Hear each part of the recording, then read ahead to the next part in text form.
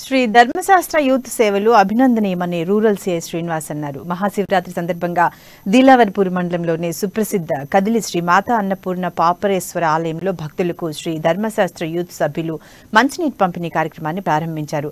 ప్రతి సంవత్సరం నిర్మల్ నియోజకవర్గంలోని శైవ క్షేత్రాల్లో ధర్మశాస్త్ర యూత్ ఆధ్వర్యంలో మంచినీటి పంపిణీ చేయటం హర్షణీయమని సిఐ చెప్పారు. వారు మరిన్ని సేవా కార్యక్రమాలు చేపట్టాలని ఆకాంక్షించారు.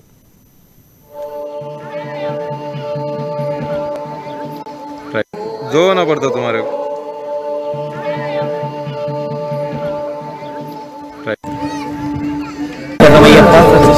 ఓం నమః శివాయ.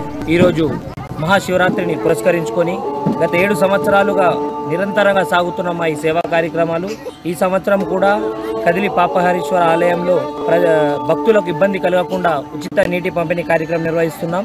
ఈ కార్యక్రమానికి మా పూర్తి సహాయ సహకారం అందిస్తున్న టెంపుల్ వారికి మేము కృతజ్ఞతలు తెలియజేస్తున్నాం.